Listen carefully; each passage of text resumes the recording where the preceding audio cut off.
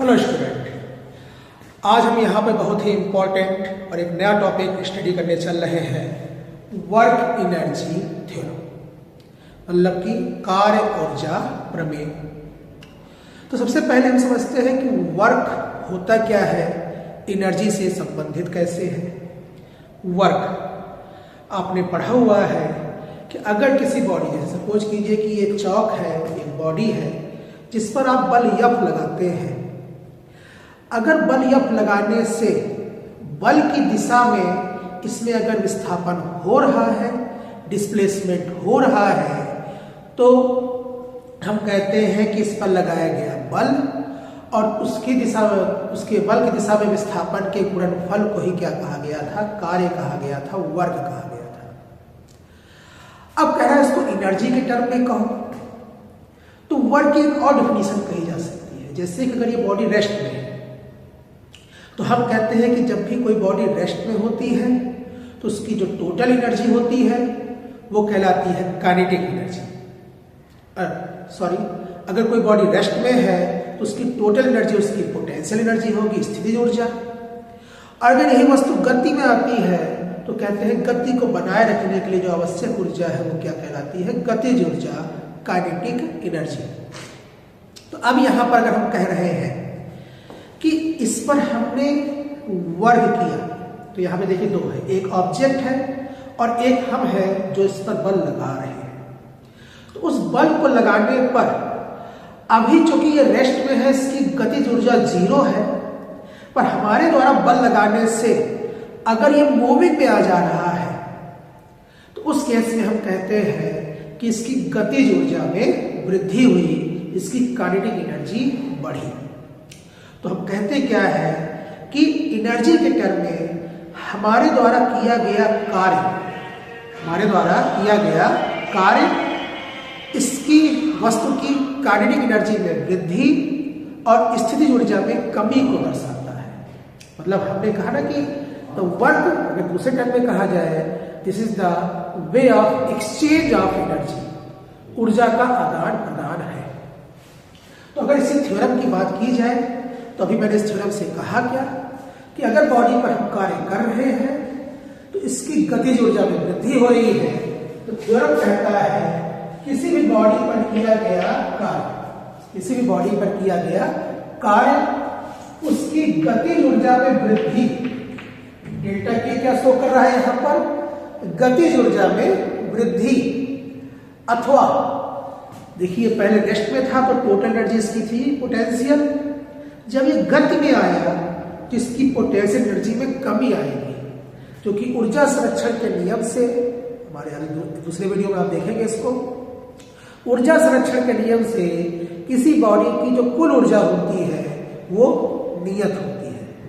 तो अगर एक गतिज ऊर्जा बढ़ेगी तो स्थिति ऊर्जा कमी होगी। आप देखने से लग रहा है कि स्थिति ऊर्जा यहाँ पर कम हो रही है।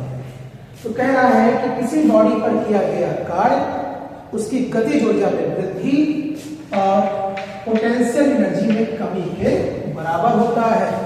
मतलब सीधा सीधा कहा जा रहा है तब वर्क डन, मतलब कि किया गया कार्य बराबर है इसके चेंज, मतलब वही जो इंक्रीज हुआ है, राइज इन काइनेटिक एनर्जी में वृद्धि, हिंदी में कहेंगे क्या, गतिज ऊर्जा में वृद्धि,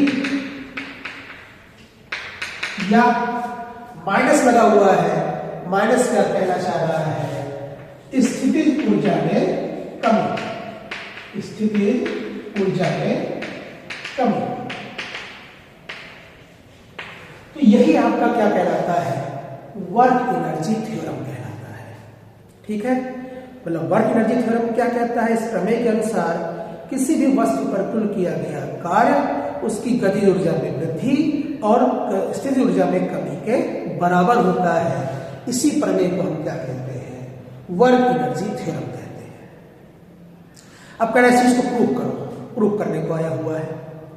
तो अगर बात होती है यहां प्रूफ करने की, तो प्रूफ करने में हम क्या करेंगे, हमें सीधी बात होगी, कोई कार्य करना है तो हमें कोई एक पिंड चाहिए। मान लिया कि ये पिंड है जिसका मास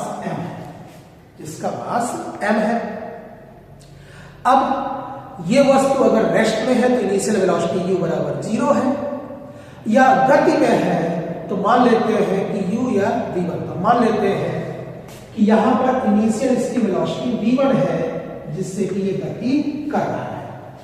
ठीक, अब इस पर जब बल लगाएंगे, अगर कोई चीज मूविंग में है उस पर हमने थोड़ा सा और एनर्जी दी तो उसकी जी में क्या हो जाएगी, वृद्धि हो जाएगी। तो माना कि जब इस पर हमने F बल लगाया तो इसकी जो वेलोसिटी है वो बढ़कर v1 से क्या हो गई, v2 हो गई। v1 से बढ़कर क्या हो गई, v2 हो गई। और ये v1 से v2 बढ़ने में इसके द्वारा चली गई दूरी क्या हो गई, dx, और इसमें जो समय लगा वो मान लिया कि dt। देखिए माना क्या क्या, माना कि कोई एक पिंड है, जो एक वस्तु है जो v1 वेग से गति कर रहा था, उस पर F बल लगाते ही उसकी वेलोसिटी dt समय अंतराल में v1 से v2 हो गई, और उस दौरान उसके द्वारा चली गई दूरी हमारी क्या हो गई, dx हो गई। तो कह रहा कुल किया गया कार्य निकालो। तो कार्य अगर हमने कहा इस दौरान क्या हुआ, तो कार्य का फॉर्मूला हमने बताया कि किसे कहते हैं, बल और बल की दिशा में विस्थापन। तो बल माना कितना है F और विस्थापन माना कितना है dx। तो क्या हो गया, F इंटू dx। अब बल F कितना होगा, तो न्यूटन का द्वितीय नियम, बल का नियम हमने पढ़ा हुआ है कि F बराबर क्या होता है, ma। तो हमने यहां पर क्या कर दिया, ma dx। a क्या है, त्वरण, मतलब जो वेलोसिटी v1 से v2 हुआ है तो हम कहते हैं कि वस्तु क्या हुई है, त्वरित हुई है, एक्सेलरेट हुई है। अब हमने कहा कि ये तो हमने फॉर्मूले से निकाल लिया। अब यहां पर a और dx की वैल्यू चाहिए होगी, तो सीधा यहां पर कह रहे हैं वेग a, त्वरण क्या होगा, तो हमने पढ़ा है त्वरण क्या होता है, वेग परिवर्तन की दर। तो पहले वेग क्या था, v1, बाद में हो गया v2। वेग में परिवर्तन कितना हुआ, v2 माइनस v1। कितने समय में हुआ, dt समय में हुआ। तो a बराबर क्या हो गया, v2 माइनस v1 भाग dt। ठीक, फिर कह रहा है कि dx क्या है, यहां पर चली गई दूरी अगर है यहां पर, तो दूरी के लिए समय हमें मालूम है कि dt समय में चली गई दूरी है। अब वेग क्या होगा, पहले v1 था, बाद में v2 हो गया, तो क्या ले, इसका औसत वेग ले। तो हमने कहा चली गई दूरी क्या हो जाएगी, dx। तो कह रहा है जो इसका औसत वेग आ जाए, औसत मतलब एवरेज वेलोसिटी जो आ जाए, एवरेज वेलोसिटी इनटू टाइम।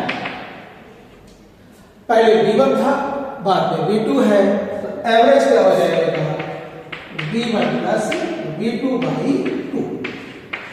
और समय कितना ले रहा है, dt, तो dt हमने लिया यहां पर। अब हमें a मालूम है, dx मालूम, उठाकर किस पर रख दे, इक्वेशन नंबर 1। तो dx बराबर क्या हो जाएगा, dx बराबर हो जाएगा m तो आपका ही है, a आपका क्या हो गया, v2 minus v1 upon dt, हमने ये निकाला हुआ है, इंटू dx।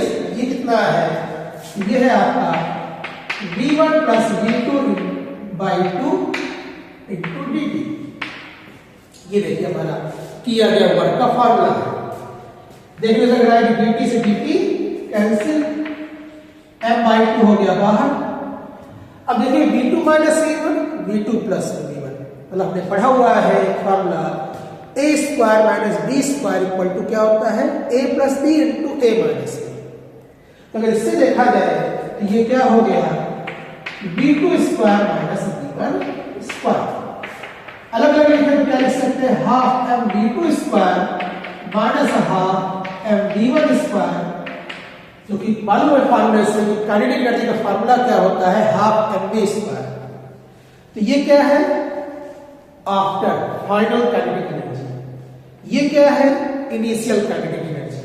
तो ये हो गया आपका K2 माइनस K1। अब सीधा सीधा जो हम कहना चाह रहे थे कि dW बराबर किसके आ गया, डेल्टा K। ये हमारा थ्योरम कह रहा है कि किसी भी बॉडी पर किया गया कार्य उसकी गतिज ऊर्जा में वृद्धि के बराबर होता है, और यही आपका क्या शो कर रहा है, वर्क एनर्जी थ्योरम। ठीक है, ये है आपका वर्क एनर्जी थ्योरम और उसका प्रूफ बहुत ही इंपॉर्टेंट है। आप 11th के स्टूडेंट हो, आप डिप्लोमा के स्टूडेंट हो, या आप तैयारी भी कर रहे हो, इसके संबंधित न्यूमेरिकल्स आते हैं जो कि इसको इंपॉर्टेंट बनाते हैं। ठीक है, तो इसी तरह के और इंपॉर्टेंट वीडियो के साथ हम मिलते हैं अपने अगले वीडियो में। धन्यवाद।